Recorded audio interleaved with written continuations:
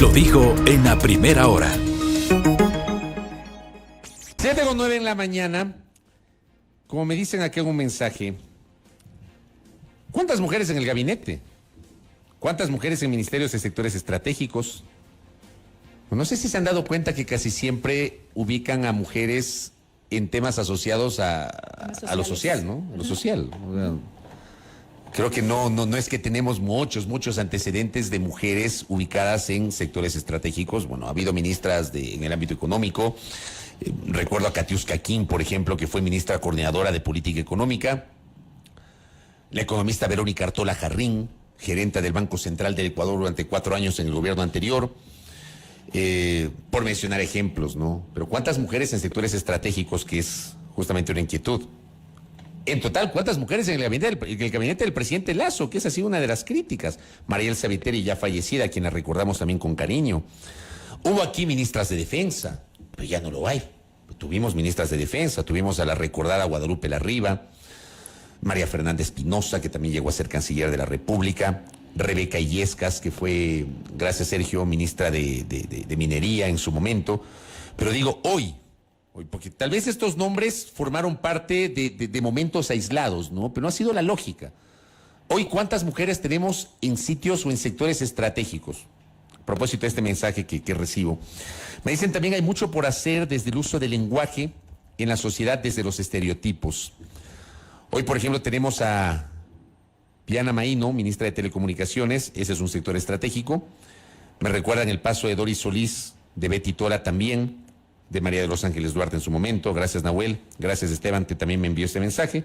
Bueno, el tema es si esto es aislado o podemos hablar de que en su momento hubo un camino, pero ese camino se estancó. Quiero preguntar a Sibel Martínez, que visita nuestra mesa de trabajo. A Sibel no la veía en vivo hace 2 años, creo.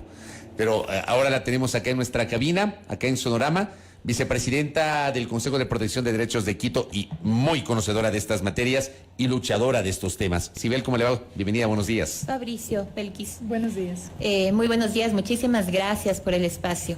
A ver, yo oigo con atención y digo, es que no es tanto si es que, digamos, nosotros estamos o no en estos puestos, sino qué hacemos también para transformar esa realidad. Y eso es importante. ¿Quién ha dejado huella? Esa sería la pregunta más importante. Entiendo que ahora en el gobierno hay 6 mujeres que forman parte del gabinete. Y en efecto están, digamos, siempre se piensa en la mujer, o sea, primera dama, para que maneje temas sociales. Y ahí es cuando yo también me pregunto si los temas sociales no merecen conocimiento. Yo creería que, además, en esta crisis atípica, es la 3ª vez que celebramos el 8 de marzo en pandemia. Ese conocimiento debe ser, sin duda alguna, una garantía esencial. Bueno, cuando uno trabaja en temas públicos, el tener conocimiento es un requisito, ¿no? Aunque a veces no se cumple.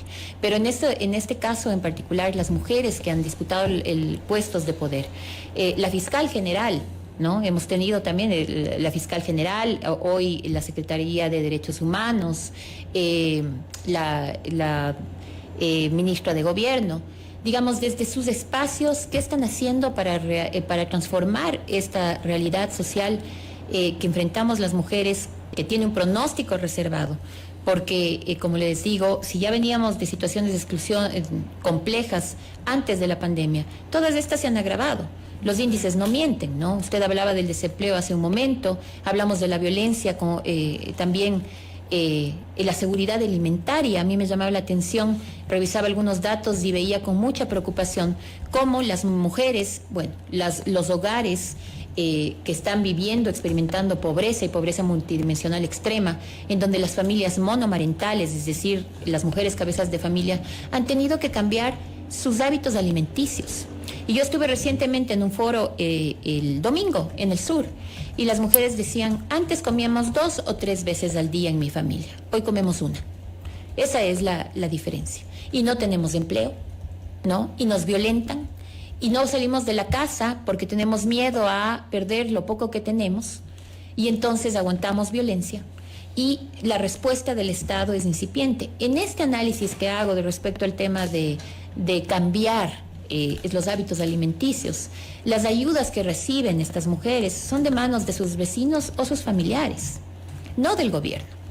Entonces, frente a esa realidad, lo que más bien hay que ver es, primero, comenzar a cambiar conceptos. Yo quiero poner en la mesa del debate 3 cosas que me parecen importantes. La una es, en efecto, si es que dejamos de hablar de protección y más bien comenzamos a hablar de la ética del cuidado, porque el cuidado nos interpela. ¿Cuál es la diferencia entre los dos conceptos? La diferencia es que yo tengo la obligación, digamos, cada uno de nosotros, de regresar a ver al otro y buscarnos y protegernos entre sí. ¿Por qué me refiero a esto, no es cierto? Porque si es que esperamos y nos sentamos es cierto, hay obligaciones estatales, pero si estas no funcionan, si no tenemos una respuesta y si estamos viendo realidades como quienes dan la mano a los otros, somos la propia comunidad, somos el vecino, entonces lo interesante aquí es quizá trabajar y potenciar a los barrios, ¿no es cierto?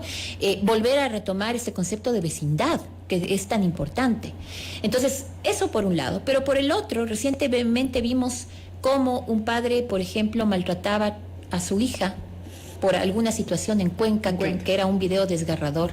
Y entonces también habrá que preguntar y poner en la mesa del debate si la familia como institución social acoge, acompaña, ¿no es cierto?, protege, cuida, o más bien empuja, daña o trauma. Y eso también es importante analizar. Es que, ¿qué está faltando allí, Sibel, justamente? Porque entonces hablamos de un tema de corresponsabilidad entre todos. ¿Qué está faltando? Hablamos de un tema de corresponsabilidad, pero ojo, sin perder, porque esta corresponsabilidad también fue muy manoseada en algún momento, no todo era corresponsabilidad, entonces no nos hacemos cargo de las garantías. Trasladábamos esa responsabilidad al ciudadano. Exacto, y el Estado pues se lavaba las manos con vidado de piedra y no sentía que podía hacer mucho. Correcto. La corresponsabilidad sí implica el que nosotros nos condolamos, podamos, digamos, al final del día no ser unos convidados de piedra en una situación complicada. Veíamos hace 2 semanas, que un poco menos, como unas chicas en un concierto en Cuenca decían: nos pegaron, nos maltrataron, todo el mundo vio lo que sucedió y nadie nos ayudó. ¿Qué está pasando también con la ciudadanía?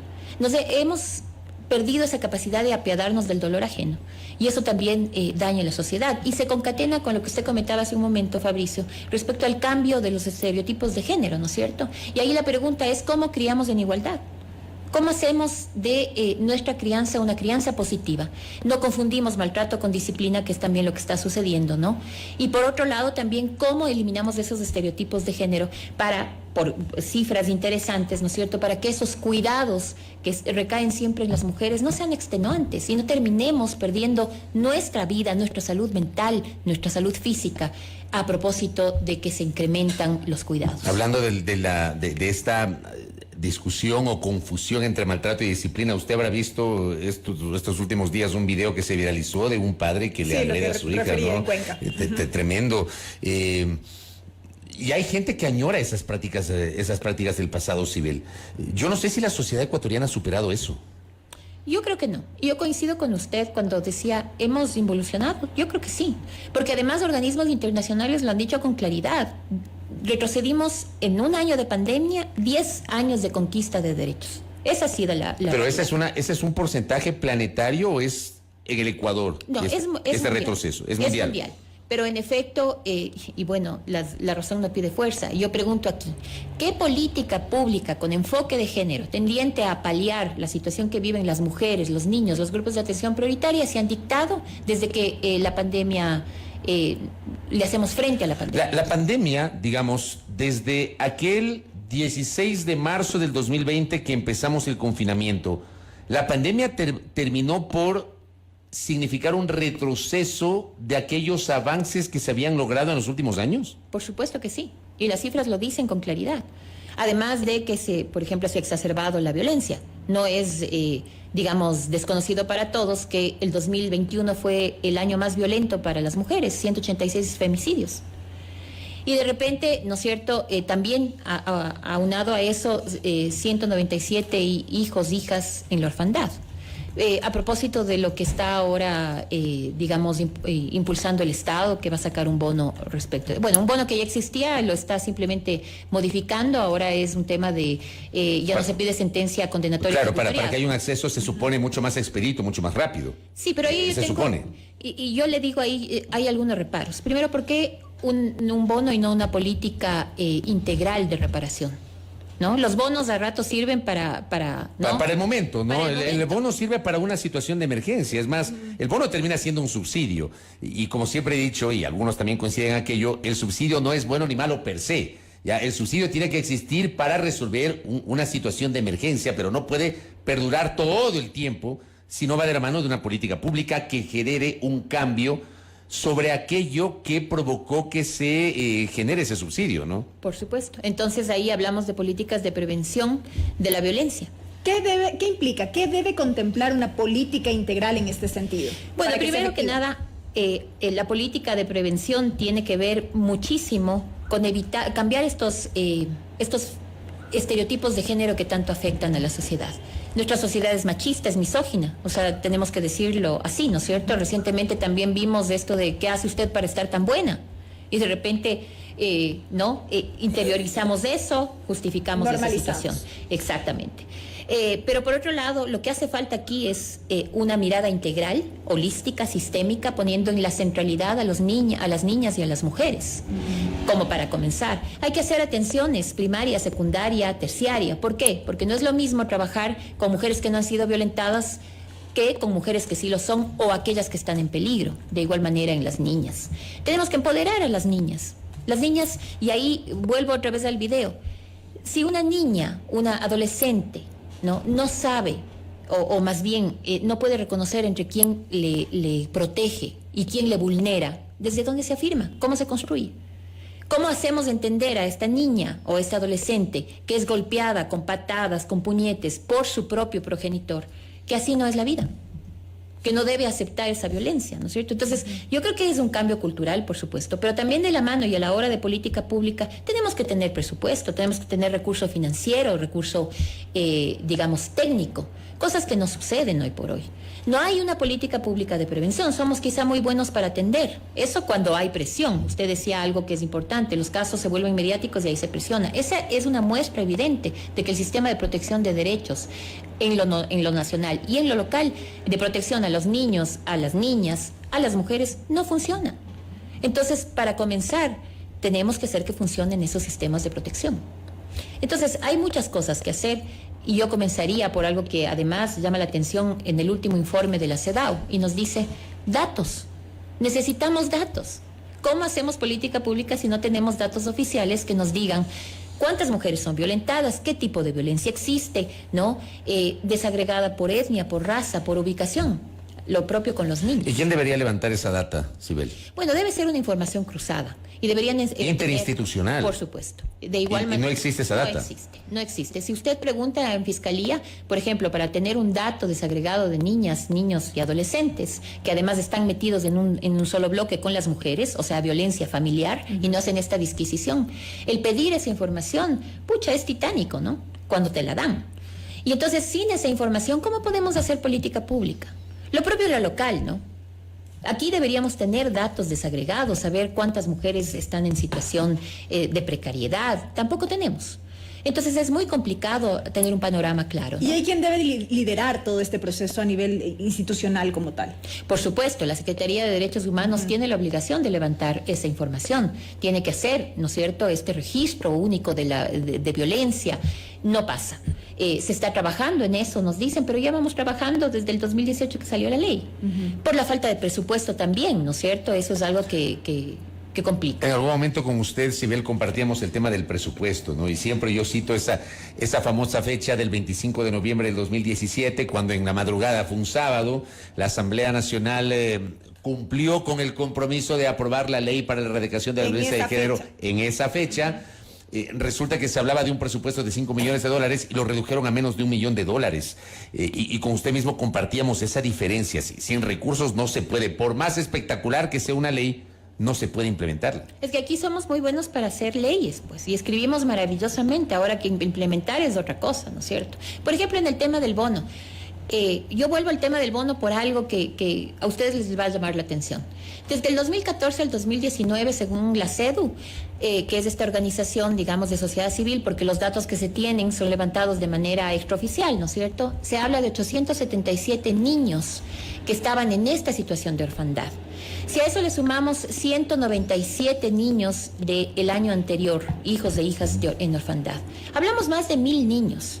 Yo quisiera preguntar si es que de la mano de ese bono se ha hecho ya un mapeo de a cuántos niños se va a entregar el bono. Estos 1.000 y algo niños. Porque hasta donde yo tenía conocimiento, solamente se están entregando el bono a 34 niños en el país. Ojalá haya subido ese dato, ¿no? Porque en el 2019 este decreto fue mejorado en la época de la ministra Berenice Cordero. Pero ¿qué está pasando ahora? ¿Y qué va a pasar, por ejemplo, con los niños institucionalizados, que también deberían recibir un bono? O aquellos que están viviendo en familias ampliadas, incluso aquellos niños que son separados, porque las familias ampliadas no pueden tener a todos y ¿no es cierto?, coge el tío por un lado, la tía por el otro, también ellos deberían ser acreedores de ese bono. Entonces, si no tenemos esa mirada integral, y como ustedes bien comentan, si no podemos hacer un cambio en la cultura social de materia de violencia, en temas de prevención, o sea, si no podemos disminuir los índices de violencia, dejar de matar a las mujeres, dejar de violentarlas, todo lo que hagamos en papel, digamos, o lo bonito que podamos pensar, no va a mejorar, porque los índices siguen ahí, ¿no es cierto? Las realidades son lacerantes en contra de las mujeres, en materia de todos sus derechos, porque no solamente hablamos de violencia, hablamos de falta de empleo, de no poder haber acortado, por ejemplo, en épocas de pandemia, el analfabetismo digital. Hay muchas mujeres que no podemos acceder a trabajos o a teletrabajos porque no podemos manejar las... Sí, más que acortar, más bien a mí me parece que la pandemia terminó por evidenciar una realidad que lamentablemente, digamos, desde diversos espacios, tanto del Estado cuanto del sector privado, digamos, se evidenció, pero no se mejoró, que es lo que acaba de decir, el analfabetismo digital. Evidenció una realidad que enfrenta el Ecuador, ¿no? En el caso de la educación, en el caso del teletrabajo, por ejemplo, ¿sí ven? Exactamente, y por eso yo vuelvo a repetir, ¿qué política pública, digamos, de manera integral, sistémica, poniendo en la centralidad de las mujeres, de las niñas, se ha dictado? No existe esa política pública. No existe esa política, y además vemos ciertos retrocesos, y no puedo dejar de referirme al aborto por violación, por ejemplo. ¿Qué pasa con esa ley de acceso al aborto por violación? Estamos legislando desde los prejuicios, Fabricio, Belkis, desde ahí. Y no es así, no debería ser así. Cuando el presidente, por ejemplo, dice, y ayer lo ratificó el vocero de la Presidencia de la República, Carlos Gijón, todavía no adelantan cuál va a ser la decisión del presidente, pero dicen, el presidente no se va a apartar de la sentencia de la Corte Constitucional. Hay incluso juristas y voceros del propio gobierno que advierten que lo que salió de la Asamblea Nacional pudo haber extralimitado la sentencia de la Corte Constitucional. ¿Usted le hace ruido eso o usted considera que es así? No. Tomando en cuenta las condiciones con las cuales salió la aprobada, porque al final eso ya parecía una especie de baratillo, fruto del cabildeo, tuvieron que cambiar los plazos para poder lograr el fin último, que era la aprobación de la norma. Por supuesto. Es decir, además negociaron con nuestros derechos, ¿no? Y eso es algo que hay que decirlo con claridad, porque además no avanzamos cuando nos acogemos de este discurso feminista muy bonito que da votos, y nos olvidamos del mismo el momento en que tenemos que llegar a negociar, ¿no es cierto? O sea, la negociación dentro de la Asamblea la conocemos, pero hay límites éticos. Con derechos de niñez, de mujeres, no deberíamos negociar. Pero bueno, la ley de acceso al aborto salió con plazos, redujeron esos plazos. Recordemos que plazos y causales no son compatibles. Nosotros tenemos desde hace 84 años digamos, esta posibilidad del aborto por violación. Claro, pero con esas dos salvedades, ¿no? El eugenésico y el terapéutico. Por supuesto, pero digamos, se quita la frase discapacidad mental, se amplía para todas las mujeres. ¿Por qué debería cambiar el acceso? O sea, ¿por qué debería ser diferente? Si durante 84 años nadie se preguntó si las mujeres con discapacidad... Pero ahí el problema no fue de la Corte Constitucional, de la sentencia que le mandó a la Asamblea que haga una ley con plazos, digamos. Le manda a la Defensoría que prepare un proyecto para que lo apruebe la Asamblea para regular el tema de los plazos. La falla no es de la sentencia. Y ¿sabe qué? Yo coincido muchísimo con usted. La Corte Constitucional hizo lo obvio. Después de 7 demandas en donde se pedía la inconstitucionalidad, ¿no es cierto?, que se declare la inconstitucionalidad de esta frase, o de repente hizo lo obvio. Con 7 demandas, ¿qué tenía que hacer? Despenalizar el aborto por violación. ¿Garantizó el derecho? No lo hizo. Si nosotros revisamos el fallo, vamos a ver que no hay ninguna demanda, digamos, o un fallo que mande, por ejemplo, al servicio de salud a hacer lo que debe. De alguna manera yo creo que dijo, listo, yo despenalizo allá el problema, no analizó tampoco el contexto que se daba. En una asamblea de esa forma, yo creo que nos mandó a fojaceros. Lo dije cuando salió el fallo en algún momento en un análisis. Pero verá que cuando salió el fallo todavía no sabíamos qué iba a pasar en la asamblea, ¿no? Bueno, ya sabíamos cómo se iba a configurar la asamblea, exacto, pero no nos imaginamos que digamos, la política siempre da sorpresas, ¿no? Uno no sabe qué va a pasar, ya sabíamos cómo iba a ser configurada. Pero le pregunto una cosa adicional, perdón, Belkis, solamente para añadir a lo que decía Sibel. A mí me da la impresión que el debate, Sibel, no sé si usted siente esto, le voy a trasladar lo que yo siento, me da la impresión. Se está circunscribiendo básicamente a lo que aprobó la Asamblea Nacional, que es un derecho, la posibilidad de despenalizar el aborto para casos de violación, en todos los casos de violación. Pero siento que no se abordan, no se va más allá. Es decir, ¿qué pasa con la política pública? ¿Qué pasa con el tema médico? ¿Qué pasa con la situación de los hospitales públicos? ¿Qué pasa con el acceso a la salud? ¿Qué pasa con el acceso a mecanismos de prevención del embarazo? No sé, tantas cosas de las cuales, Sibel, siento que poco o nada se habla en el curso de este debate hoy mismo. No sé si usted comparte ese criterio, Sibel. A ver, yo comparto que siempre, si queremos proteger a las niñas, niños y adolescentes, a las mujeres, digamos, tenemos que tener una visión integral.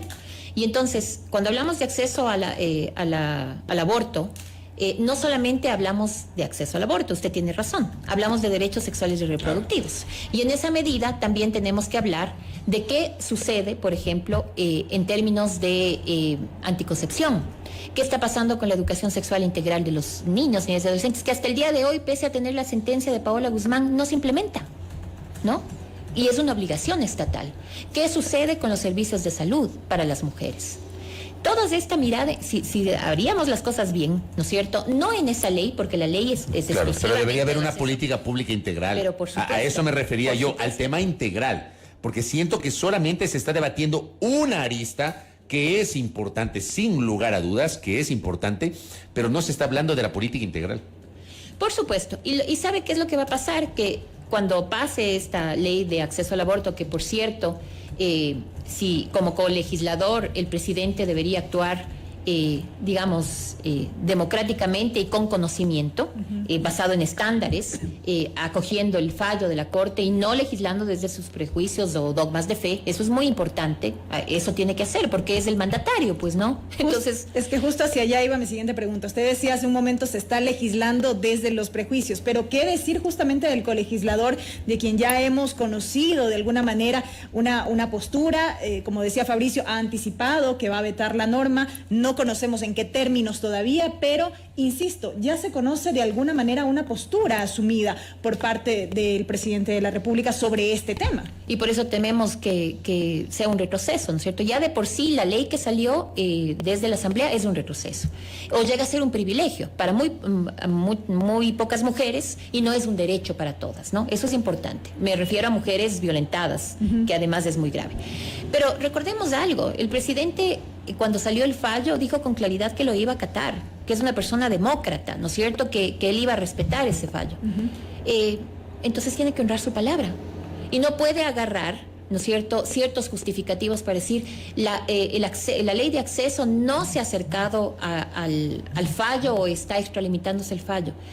Si es que es así, debería demostrarlo y sustentarlo con mucha probidad. ¿Cuáles deberían ser las consideraciones para que en efecto se acate ese fallo por parte del presidente de la República en esta observación? Bueno, primero tiene que cumplir el fallo, y el fallo es claro, ¿no? Segundo, debe hacer un análisis de jurisprudencia y de derecho comparado. Debe ceñirse estándares internacionales. Es que él no está, aquí no estamos creando el agua tibia. Hay estándares internacionales, hay derecho comparado, en donde con claridad se establece que incluso esa ley no debía tener plazos, porque en el momento en que se pone plazos se hace mucho más restrictiva, ¿no es cierto?, la posibilidad de que estas mujeres, niñas, en sus tránsitos más violentos y desgarrados, puedan acceder a esta opción, porque no es una obligación de aborto por violación. ¿Se podría creer que el presidente eventualmente eliminaría los plazos en este veto? Por cómo están dadas las circunstancias. Si en realidad se basa en todo este análisis, o sea, científico y técnico, bioético también, Eso debería ser una posibilidad real. Y si aquí sabemos hacer normas, debería ser una obligación. Sibel, rápidamente, al inicio de la entrevista decía que durante pandemia hemos retrocedido al menos 10 años en materia de derechos. Si bien el restablecimiento, por así decirlo, de lo que ha significado este retroceso implica generación de política pública, voluntad política como tal por parte del Estado, presupuesto, sobre lo cual también hemos hablado. ¿Cuánto tiempo más tomará de alguna manera restablecer este tiempo perdido? Toma tiempo. Y quizá por eso es que no toman no cogen el toro por los cuernos. Porque como queremos, digamos, un gobierno quiere tener logros, no nos ponemos en la realidad y decimos, si queremos cambiar los patrones socioculturales que tanto daño hacen, ¿no es cierto?, misóginos, machistas. Esto no es de la noche a la mañana, no es un suceso, es un proceso sostenido en el tiempo. Entonces tal vez yo no vea logros y ahí hace falta mucha generosidad también, pero tengo que hacer la diferencia. Y entonces hay que comenzar ya para ver cambios reales, tangibles, en más tiempo que quizá que dure un gobierno. Pero esa también tiene que ver con esa ética, ¿no? Esa ética del cuidado, que también nos obliga a hacer lo que debemos, no necesariamente a capitalizarlo en nuestro gobierno, pero sí a ver cambios a futuros. Y eso es algo que debemos comenzar ya. Entonces sí, en temas puntuales habrán esos cambios y será de larga data, y hay otros que serán inmediatos. Medidas de acción afirmativa. ¿Por qué no hablamos, por ejemplo, de un plan de alimentación sin intermediarios si las familias están muriendo de hambre? Por poner un ejemplo, ¿no? Entre otras direccionadas directamente a las mujeres. Yo que sé, amortización de los préstamos hipotecarios, quirografarios que tienen que pagar. O sea, medidas de acción afirmativa se pueden tomar ya y pueden hacer la diferencia. Son el día y la noche para esta situación que enfrentamos las mujeres. ¿Usted le ve en el corto plazo, digamos, un cambio de mentalidad? ¿O usted es un poquito escéptica, tomando en cuenta lo que ha pasado en los últimos, particularmente, 2 años? Insisto, la pandemia terminó siendo un punto de inflexión y usted bien ha señalado, significó un retroceso de varios años. ¿Pero usted ve que esto puede cambiar en el corto plazo? Yo creo que si hay voluntad política y deseo de hacer un cambio, por supuesto que sí, no será todo, y por eso hablo de medidas de acción afirmativa. ¿Siente que la hay? ¿Sí ve? No. No, y tengo que ser sincera. ¿Y sabe qué es lo que quisiera decir así con claridad? Sí. Y para que quede dígalo. imaginario? Necesitamos elegir quizá a una mujer que tenga conocimiento y que haga la diferencia. Se ha demostrado, y durante la pandemia se demostró, que las mujeres que estuvieron a cargo de países enfrentaron mucho mejor la pandemia que otros países que tenían, que no tuvieron esa gran posibilidad de que las mujeres estemos al frente. Y eso se ha demostrado, hay más empatía, hay más conexión con temas de derechos. Entonces, por el momento, en el gobierno, en la visión que tiene el gobierno, los derechos están como dejados de lado, y entonces vamos a sufrir un gran retroceso, y si no tenemos cuidado vamos a comenzar a militar en contra de nuestros derechos nosotros mismos. Acá me escriben y preguntan, ¿cualquier mujer? ¿Es garantía únicamente ser mujer? Y me escribe una mujer.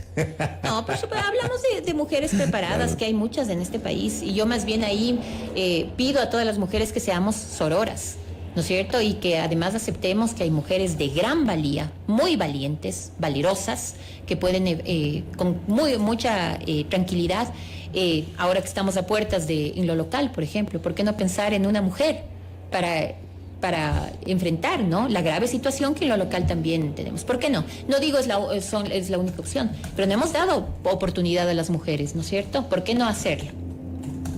Correcto. Sibel, gracias por el tiempo. Muy amable. Muchísimas gracias. Sibel Martínez, quien es la vicepresidenta del Consejo de Protección de Derechos de Quito, aquí conversando con nosotros en A Primera Hora. Primera Plana. Todas las noticias, todas las voces.